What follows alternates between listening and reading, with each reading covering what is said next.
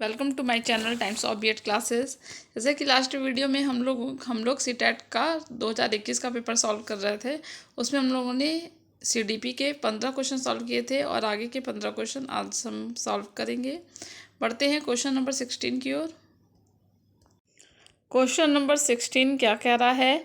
अधिगम की प्रक्रिया के दौरान बच्चे जो त्रुटियां करते हैं, यानी कि जब उनकी लर्निंग प्रोसेस हो रही है, लर्निंग की प्रोसेस की, तो उसके दौरान बच्चे जो त्रुटियां करते हैं, इसमें से कौन सा ऑप्शन सही होगा? पढ़ते हैं। पहला है, उन्हें संज्ञानात्मक प्रक्रिया का सहज एवं स्वीकृत हिस्सा समझना चाहिए। और दूसरा है बी, उनसे बच्चों की वर्तमान क्षमता एवं बुद्धिमत्ता का पता लगाया जा सकता है। सी है, वह अधिगम प्रक्रिया से ध्यान हटाते हैं, इसलिए उन्हें तुरंत कम करने की कोशिश करनी चाहिए। डी है, उन्हें बिना प्रतिपुष्टि के तुरंत सुधार देना चाहिए ताकि कि वह दोहराई ना जा सके। आप देखिए इसका क्या आंसर होगा। आंसर होगा ए, उन्हें संज्ञानात्मक प्रक्रिया का सहज एवं स्वीकृत हिस्सा समझना चाहिए, क्योंकि लर्निंग में त्रुटियां होती ही हैं। जबकि बी, सी और डी ये आंसर इनके गलत हैं। नेक्स्ट क्वेश्चन देखते हैं। नेक्स्ट क्वेश्चन है 17। हार्वर्ड गार्डनर के अनुसार अंतर वैयक्तिक बुद्धिमत्ता वाले व्यक्ति की क्या विशेषताएं होती हैं? यानी कि जो इंट्रोवर्ट होते हैं, ऐसी गार्डनर ने क्या कहा है, क्या उनकी विशेषताएं होती हैं? तो पहला ऑप्शन दिया है कि इसमें दूसरे की भाषा के अर्थ व लय को समझने की क्षमता, ये तो हो ही नहीं सकती है क्योंकि इंट्रोवर्ट है। और सामाजिक स्थितियों से भलीभांति निपटने की क्षमता भी उनमें नहीं होगी। सौंदर्य एवं सौंदर्य बोध की सराहना, ये भी नहीं होगा। तो बचा ऑप्शन आपके पास डी, स्वयं की जटिल भावनाओं, शक्तियों व कमजोरियों का ज्ञान। तो ये आंसर सही हो जाएगा, आंसर डी। बढ़ते हैं क्वेश्चन 18 की तरफ। क्वेश्चन 18 कहता है कि निपुणता अनुमुखी विद्यार्थियों में कौन से गुण हैं? निपुणता अनुमुखी विद्यार्थियों में कौन से गुण हैं? पहला है असफलता का अत्यधिक भय। निपुण है तो अत्यधिक भय नहीं होगा। क्षमता की वर्धिक दृष्टिकोण, ये नहीं होगा। असफलता का न्यून भय, ये हो सकता है।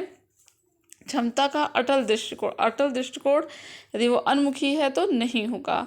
ऑप्शन नंबर सी है, असफलता का न्यून भय। निपुणता का अनुमुखी विद्यार्थी है, न्यून भय हो सकता है। क्षमता का वार्षिक दृष्टिकोण, यही आपका आंसर होगा। कि आंसर होगा आपका असफलता का न्यून भय और क्षमता का वार्षिक दृष्टिकोण। जबकि डी है, असफलता का अत्यधिक भय, ये भी नहीं होगा। और क्षमता का अटल दृष्टिकोण, ये नहीं होगा। ऑप्शन हमारा सी सही है, असफलता का न्यून भय होना और क्षमता का वार्षिक दृष्टिकोण होना। आगे चलते हैं क्वेश्चन नंबर 19 की तरफ। ये कहते हैं कि लेव वाइगोत्स्की के अनुसार समीपस्थ जो क्षेत्र होता है, समीपस्थ विकास के क्षेत्र को किस प्रकार बढ़ावा दिया जा सकता है? समीपस्थ विकास का क्षेत्र, यानी कि आप उस कार्य करने में किसी की हेल्प लेना, उस कार्य को करने में किसी की हेल्प लेना जो आप कार्य अच्छे से नहीं कर पा रहे हैं और दूसरा व्यक्ति उस कार्य को अच्छे से कर सकता है उसको, तो उस व्यक्ति की हेल्प लेकर आपको उस कार्य को सीखना ही क्या है? समीपस्थ विकास का क्षेत्र, तब आपका विकास करना। तो इसका राइट आंसर होगा बी, अनुकरण द्वारा सीखना। आपको समझ में आ गया होगा क्या? समीपस्थ विकास का क्षेत्र जिससे मदद लेकर आप सीख सके, तो अनुकरण द्वारा सीखना, ये इसका राइट आंसर हो जाएगा बी। अब नेक्स्ट चलते हैं क्वेश्चन नंबर 20 की तरफ। 20 कहता है कि बच्चों को प्रभावशाली समस्या समाधानकर्ता बनाने के लिए जरूरी है कि उन्हें निम्न में से किस प्रकार के मौके मुहैया कराए जाए? पहला है जब आवश्यक हो तब अतिरिक्त ट्यूशन लेकर। उसका बी दिया हुआ है, बी है केवल पाठ्य पुस्तक में दिए गए प्रारूप। सी ऑप्शन है स्वतंत्र सोच द्वारा संप्रति यानी कॉन्सेप्ट की खोज करना। और डी है केवल दृश्य श्रव्य सामग्री में स्मार्ट चार्ट द्वारा। तो हमारा क्वेश्चन देख लेते हैं। बच्चों को प्रभावशाली समस्या समाधानकर्ता बनाने के लिए जरूरी है कि उन्हें निम्न में से किस प्रकार के मौके मुहैया कराए जाए? तो ऑप्शन होगा उनकी सोच को स्वतंत्र करना और कॉन्सेप्ट की खोज जिससे वो कर सकें। तो मिल गया है आंसर सी है इसका, ऑप्शन सी।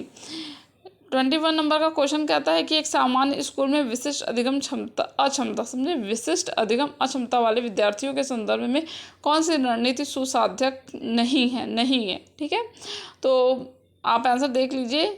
व्यक्तिगत शिक्षा योजना, ये अब नहीं रह गया है जब से समावेशी शिक्षा शुरू हो गई है। बी है जहाँ मुमकिन हो वहाँ अधिगम के विशिष्ट क्षेत्र में छूट, ये भी हो सकता है, व्यक्तिगत शिक्षा दी जा सकती है। पाठचर्या में विवेकी समायोजन, और डी है की गई त्रुटियों पर निरंतर नकारात्मक टिप्पणियाँ। स्वामी, आप लगातार किसी पर टिप्पणी करेंगे तो वो व्यक्ति का उचित विकास नहीं हो पाएगा, जो कि उसके अंदर अक्षमता है। तो यहाँ पर राइट आंसर क्या है? राइट आंसर यहाँ पर डी है कि की गई त्रुटियों पर निरंतर नकारात्मक टिप्पणी करने से सुसाध्यक उसके विकास में नहीं होगा। फिर है क्वेश्चन नंबर 22। एक 5 साल की बच्ची को उसकी शिक्षिका ने 5 छोटे पत्थर दिए। बच्ची ने उन पत्थरों को अलग अलग प्रकार से लगाया, एक छोटी लाइन, एक बड़ी लाइन, एक वर्त लाइन। फिर उसने उन पत्थरों को बार बार गिना। जिन ब्याजे के अनुसार यह बच्ची निम्न में से किस संज्ञानात्मक स्कीमा को ग्रहण कर रही थी? तो क्रम से वो चीज़ें लगा रही थी, तो क्रमबद्धीकरण कर रही थी। इसका आंसर बी सही है। आगे चलते हैं नेक्स्ट क्वेश्चन की ओर। यहाँ क्वेश्चन नंबर 23 आप देख पा रहे होंगे क्या है।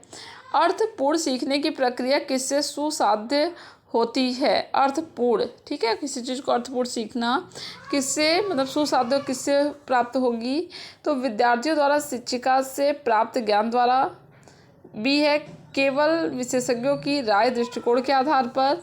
सी है विद्यार्थी के निजी दर्शन शास्त्र एवं दृष्टिकोण से। और डी है संकलित आकलन के लिए की गई पाठचर्या की मांग से। इसका राइट आंसर है ए विद्यार्थियों द्वारा शिक्षिका से प्राप्त ज्ञान द्वारा। तो ये तीनों आंसर नहीं हो पाएगा क्योंकि विशेषज्ञ घर से में नहीं हो पाएंगे। निजी दर्शन शास्त्र का कोई मतलब नहीं है बच्चों के लिए। संकलित आकलन के लिए की गई पाठचर्या की मांग से भी कुछ नहीं होने वाला, तो राइट आंसर ए हो जाएगा, ए। फिर है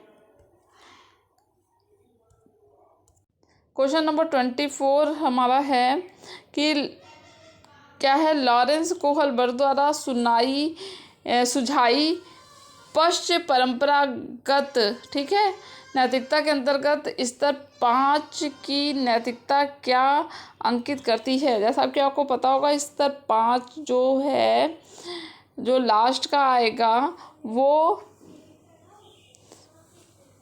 ऐसा नहीं है कि जो नियम बन चुके हैं सिर्फ उसके ऊपर ना जाकर, जो नियम बने हुए हैं उसके ऊपर ना जाकर वो सोच समझ कर क्या उसके लिए अच्छा है क्या बुरा है, सिर्फ वो नियम कायदा को नहीं फॉलो करता है वो ये चरण बताता है। नैतिकता क्या अंकित करती है? तो राइट आंसर है डी सामाजिक अनुबंधों के परे जाकर, यानी कि जो सामाजिक अनुबंध बनाए गए हैं उसके भी आगे जाकर अच्छा बुरा समझकर नैतिकता को स्वतंत्र रूप से अन्वेषित करना ही ये लेवल तो 3 ही होते हैं, 5 होगा, ठीक है। उसके बाद नेक्स्ट है नंबर 25 क्वेश्चन। पालन पोषण की प्राधिकारिक शैली किस प्रकार आधारित है? तो यहाँ पर प्राधिकारिक शैली जो है जब संभव हो तब बच्चे के साथ साझेदारी में निर्णय लेना, इसका राइट आंसर यही होगा कि पालन पोषण में प्राधिकारी शैली जब संभव हो तब बच्चे के साथ साझेदारी में निर्णय लेना। इसका गलत आंसर क्या क्या है? बच्चों के बारे में खुद निर्णय लेना, ये भी गलत है। प्राधिकारी शैली, बच्चे में अविवेकीपूर्ण मांग करना, ये भी गलत है। बच्चे के पक्ष को न सुनना, ये भी गलत ऑप्शन है। नेक्स्ट देखते हैं क्वेश्चन नंबर 26। क्वेश्चन नंबर 26 कहता है कि जेंडर के संदर्भ में, ठीक है, यहाँ पर आप देखेंगे क्वेश्चन नंबर 27 देख लीजिए, बच्चों के संवेगों की अधिगम में क्या भूमिका होती है। संवेग जो इमोशन होता है, जब इमोशन के साथ लर्निंग होती है तो लर्निंग क्या होती है, लर्निंग अच्छी होती है। तो यहाँ इसका राइट आंसर सी हो जाएगा। संवेग सीखने की प्रक्रिया को अर्थपूर्ण बनाते हैं तथा उन्हें सीखने की प्रक्रिया में एकीकृत रूप में सम्मिलित करना चाहिए, और बाकी सब आंसर गलत है। एक बार आप क्वेश्चन भी ऑप्शन भी रीड कर लीजिएगा। नेक्स्ट क्वेश्चन है 28, क्वेश्चन नंबर 28। स्कूलों में सफलता के पैमाने को विशिष्ट अकादमी उपलब्धि तक सीमित न रखकर व्यापक होना चाहिए। ऐसा किस प्रकार किया जा सकता है।